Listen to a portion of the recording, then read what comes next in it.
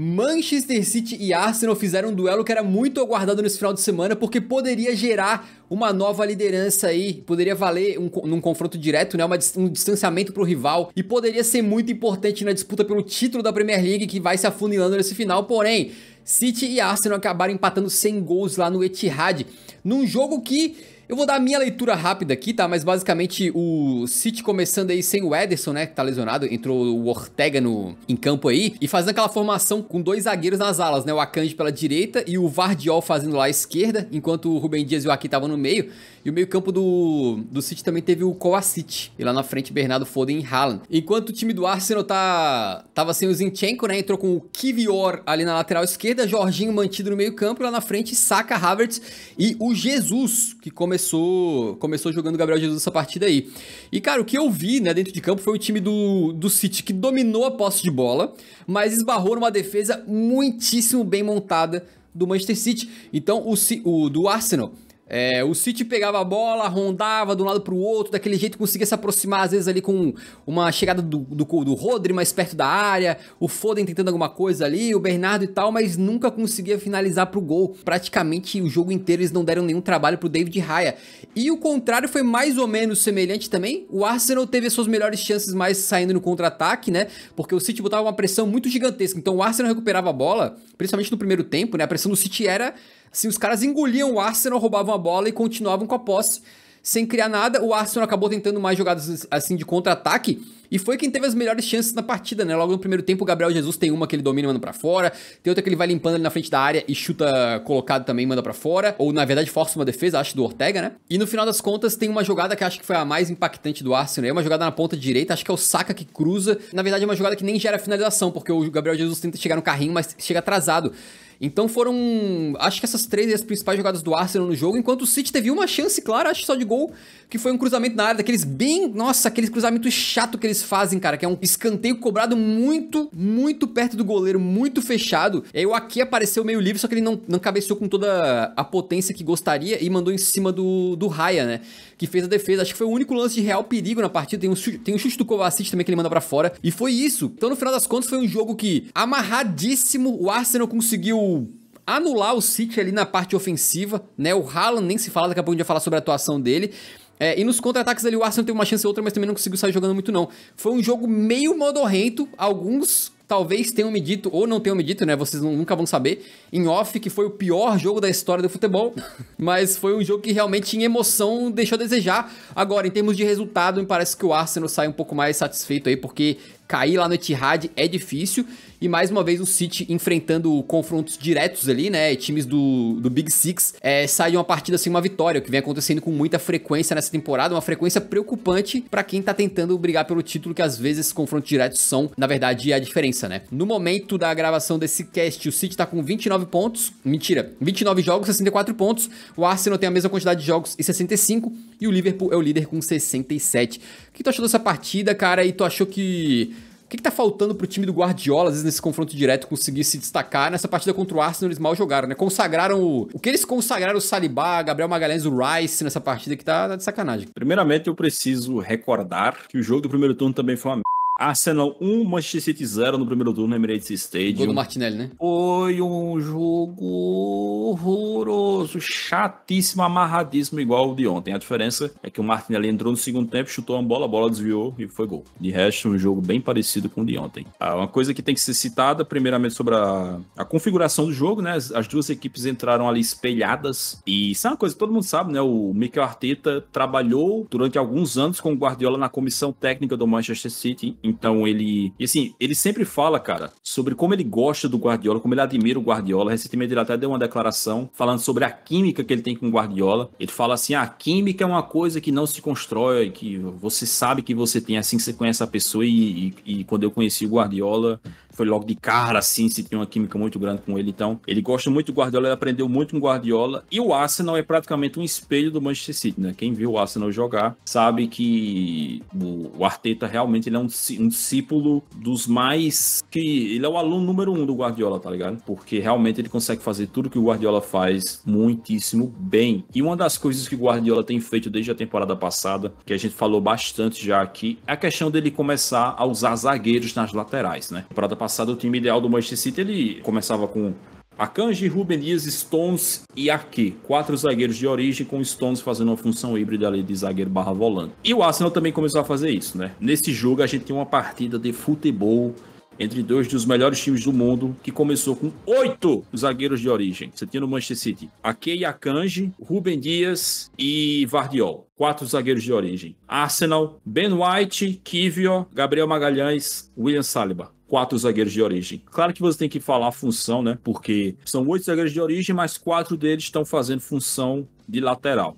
E aí eu entendo, né, que o Guardiola começou a fazer isso para dar muito mais liberdade do que o normal aos jogadores de frente. Ele começa o jogo com Akanji de lateral direito, Vardiol de lateral esquerdo. Esses caras sobem, mas eles não sobem tanto, não são tão incisivos quanto laterais de origem, quanto laterais genuínos. Então isso acaba dando um pouco mais de liberdade ao Foden, ao Bernardo Silva, essa galera aí, para eles serem mais agressivos do que nunca. E aí o Arteta começou a fazer isso também, porque, como eu falei, ele é pupilo do Guardiola e ele tende a utilizar as mesmas metodologias do Guardiola. Então, as duas equipes espelhadas, o jogo ficou extremamente amarrado. O Arsenal foi ao Emirates para empatar o jogo. Isso tem que ser dito, não vamos ser demagogo aqui. O Arsenal foi para empatar o jogo e se sobrasse uma bolinha ali para dar um contra-ataque, eles tentariam fazer o gol, obviamente, mas a estratégia do Arteta foi: vamos amarrar o Manchester City e um ponto é lucro, um ponto tá show de bola. E ele conseguiu. Ele amarrou o Manchester City. As duas equipes, na verdade, tiveram um jogo bem amarrado, como eu falei. O Arsenal teve algumas chancezinhas ali com o Gabriel Jesus. No segundo tempo teve uma chance com o Leandro Trossard. Mas nenhuma chance clara. O Ortega, que tá substituindo o Ederson, que tá machucado. Raya. Não fizeram nenhuma grande defesa no jogo, os dois saíram com os uniformes limpinhos, então isso retrata bem como é que foi o jogo. O Manchester City teve 73% de posse de bola contra apenas 27% do Arsenal. O Arsenal fez 20 faltas no jogo e o City fez 9. Cara, 29 faltas para um jogo de Premier League desse nível é muita coisa. A gente tá acostumado a ver jogos de Premier League entre os times top, que às vezes passa um tempo inteiro sem nem ter falta. Isso retrata como o jogo foi extremamente amarrado. Apenas uma finalização ao gol no jogo do Manchester City contra 2 do Arsenal.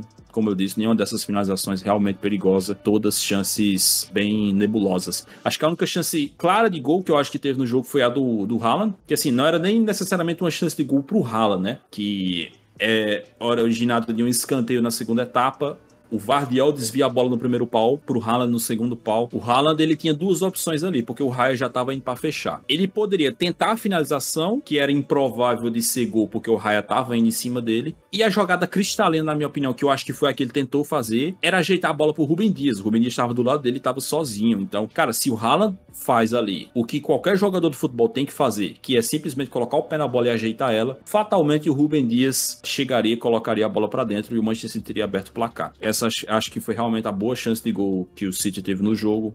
Fora isso, o jogo extremamente amarrado, o Manchester City muito burocrático, tentando fazer sempre as mesmas jogadas. O Arsenal, quando recuperava a bola, ia para o contra-ataque, tentava sempre fazer as mesmas jogadas também. Pouca criatividade, poucos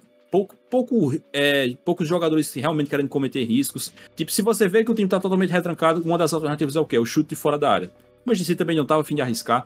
Cara, teve muitas bolas ali que eu vi e eu pensava, cara, essa bola dava pro Rodri ter chutado. Porque a gente sabe que o Rodri é um cara que tem um balaço de fora da área e ele simplesmente não arriscava. Então, 2 times que não queriam correr riscos, 2 times que estavam muito apegados ao plano, e o resultado disso foi um jogo chato, foi um jogo, não vou dizer sem emoção, porque, pô, um jogo desse também não tem como ser sem emoção. Então o jogo tinha a sua tensão, tinha a sua carga dramática, mas como entretenimento foi muito aquém do que a gente esperava. Inclusive foi um jogo bem pior do que Liverpool e Manchester City que a gente teve 2 semanas atrás no Anfield.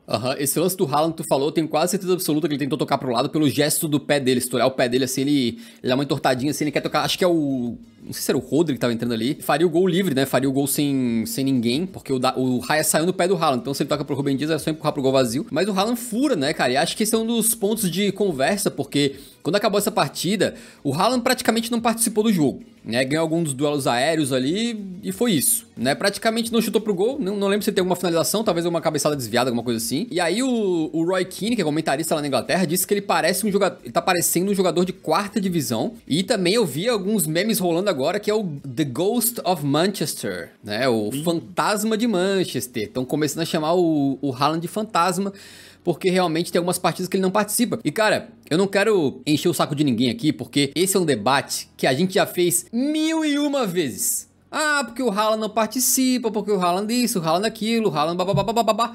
Todo mundo sabe, né, que no Manchester City ele é esse tipo de cara que vai participar pouco, que fica lá entochado dentro da área, mas quando sobrar uma bola, duas, ele vai guardar um gol, dois, vai decidir um jogo, né, às vezes vai vir 3 bolas, ele vai guardar 3 gols, e é assim que tem sido, e não é de hoje, né, portanto, esse negócio dele não participar, às vezes até o Yuri tem, a argumentação do Yuri é que muitas vezes o jogo que ele mete 2 ou 3 gols, ele joga praticamente igual no jogo que ele não meteu nenhum gol. A diferença é que chegou umas 2, 3 bolas e ele guardou.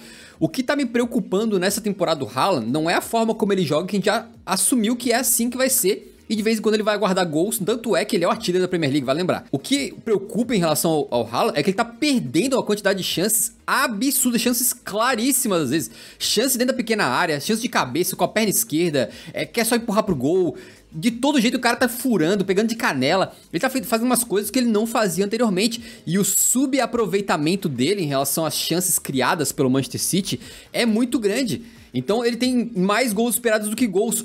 Quando a gente tá falando de um centroavante desse nível de elite, né, é óbvio que ele tem que ter um aproveitamento superior àquilo que estatisticamente é esperado dele. Então se o cara tem, sei lá, 10 chances, ele tem que guardar 14, 15, 10 chances em termos de gols esperados, tá? 10 de gols esperados, o cara vai fazer 14, 15 gols. E nessa temporada o cara tá com 18 gols em 21 de gols esperados. Ou seja, um subaproveitamento digno de... Não vou ser como o Roy Keane e falar que é um jogador da 4ª divisão, mas é digno de um jogador mediano.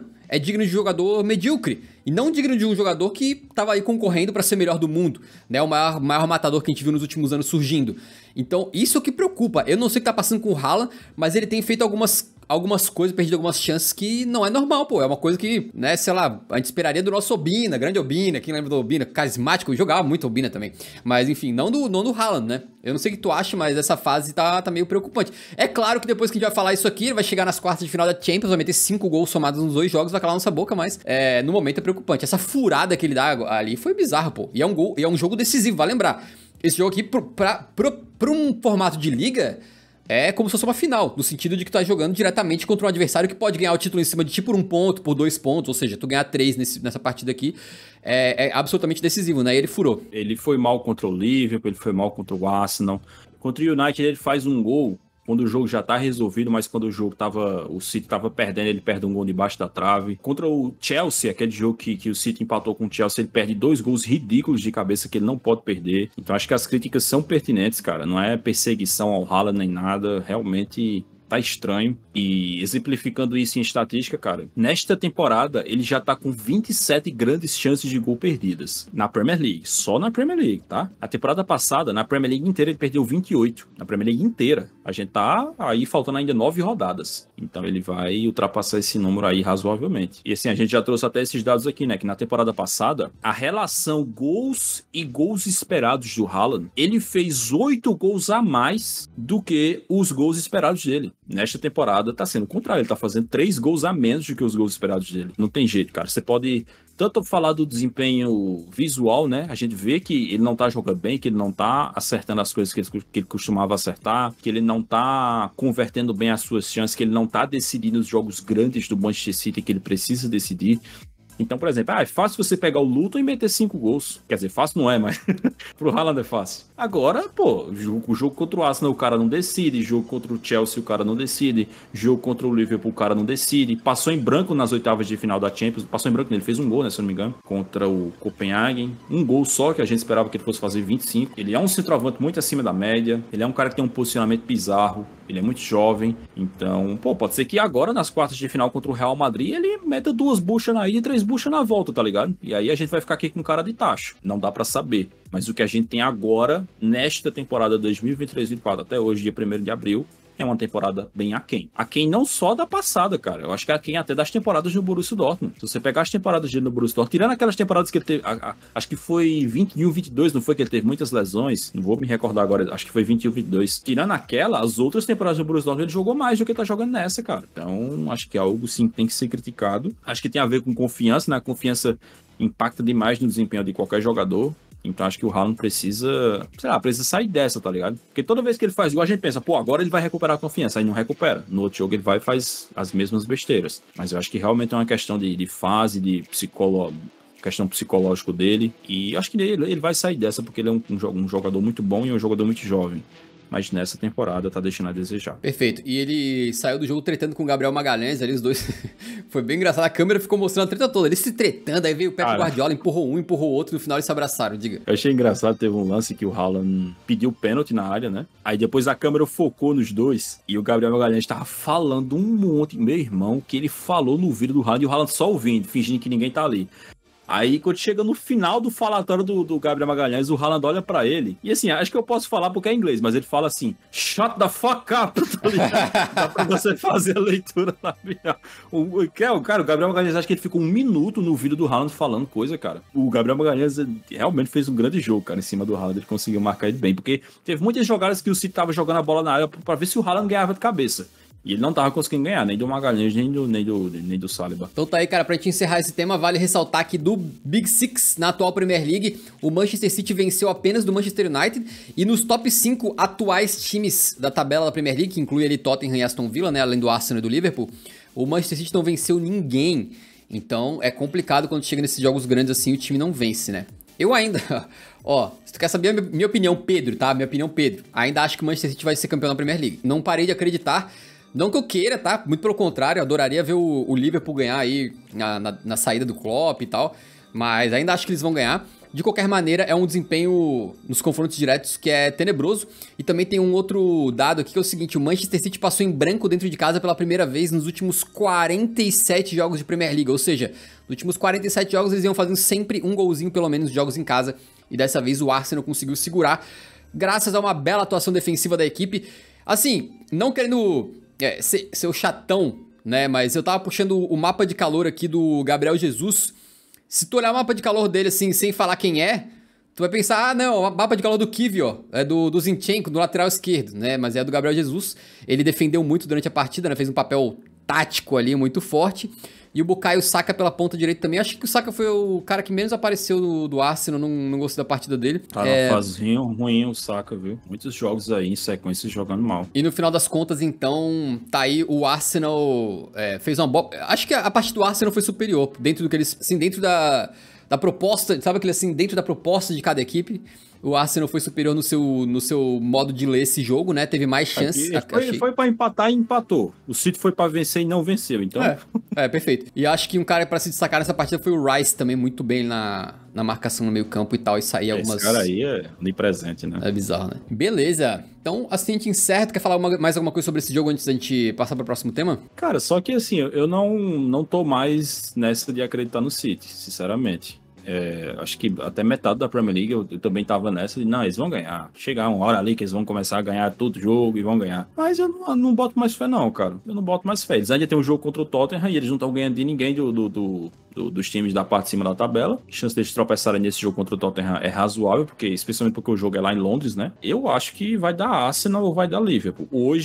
Hoje não, já tem 1 mês e pouco que eu tô dizendo que o time que tá na minha cabeça pra vencer essa Premier League é o Arsenal. Pra mim é o time que tá jogando mais bola, time muito seguro, muito confiável na defesa, no meio, no ataque. Os jogadores estão todos muito bem fisicamente ainda. Então, sei lá, eu não confio mais no City, eu acho que vai dar Arsenal. Opa, e o Liverpool? O Liverpool tá na liderança, mas, cara, o Liverpool tem tido tantos jogos que parece que ele vai tropeçar e não tropeça, que tô achando que eventualmente eles vão tropeçar de verdade. O Arsenal não, cara, o Arsenal é muito seguro, tá ligado? Tipo, eles não venceram agora, mas eles nem foram pra vencer, eles foram realmente pra retrancar ali e amarrar o jogo, não tem muito o que fazer. Às vezes você precisa disso pra ser campeão, tá ligado? Tipo, temporada passada, o Arsenal perdeu os 2 jogos pro City. Se ele amarra os 2 jogos e consegue 2 empates, quem sabe o resultado poderia ter sido outro do título, né? Então, às vezes, pra ser campeão, você precisa disso, cara. Espanca os pequenos e quando pegar os bambambam lá, você amarra o jogo, retranca, joga o jogo na lama, faz cera, o goleiro cai no chão, entra cachorro em campo, dá até os putos, tá ligado?